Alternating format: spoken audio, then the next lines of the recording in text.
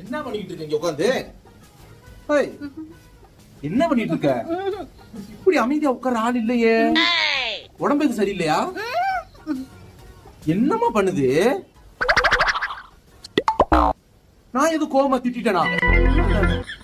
அப்படி திட்டுறதா இருந்தாத்தே நீ கல்யாணம் பண்ணிட்டு அந்த 3ஆவது நாளே உங்க அம்மா வீட்டுக்கு போயிருப்பிய.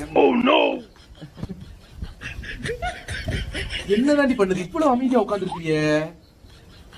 அட சொல்லி சொல்ல.